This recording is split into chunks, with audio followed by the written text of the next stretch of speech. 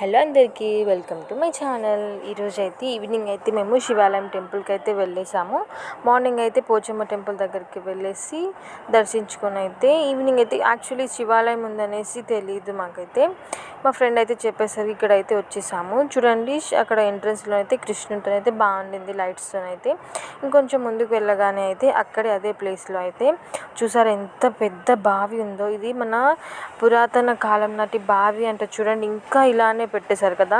ఇదైతే ఈవినింగ్ టైంలో వెళ్ళాను కాబట్టి అంత క్లియర్గా లేదు, కానీ చూడడానికి అయితే బాగుండింది. అంటే మనం పుట్టక ముందు కట్టిందంటే బాగుంటుంది కదా మనకు చూడడానికి థ్రిల్గా. చూడండి, చిన్న చిన్న రూమ్స్ లాగా కూడా అక్కడ అలా అయితే ఉండేసింది, బాగానే ఉంది.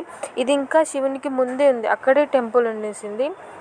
ఇటు సైడ్ నుంచి ఇటు స్టెప్స్ ఉన్నాయి లోపల దిగడానికి. ఇక్కడే శివాలయం ఉంది. అంటే ముందుకి అయితే ఈ బావి అయితే ఉండేసింది. లోపలికి అయితే ఎంట్రన్స్ అయితే ఇలా అయితే కార్తీక మాసం కదా అనేసి అందరు దీపాలు అయితే ఇలా పెట్టేశారు, బాగుండింది. చాలా పీస్ఫుల్గా అనిపించింది అక్కడికి వెళ్ళగానైతే. మంచిగా అక్కడికి వెళ్ళగానైతే శివయ్యని అయితే దర్శించుకొని మొక్కేసేసుకొని అయితే వచ్చేసాము. వీడియో ఎలా అనిపించింది అనేది కామెంట్ చేయండి, నచ్చితే లైక్ చేయండి. మీరు గుడికి వెళ్ళారా లేదనేది కూడా కామెంట్ చేయండి. అంటే కార్తీక మాసం కదా అందరు వెళ్తారనేసి అని అడిగాను. Thank you for watching.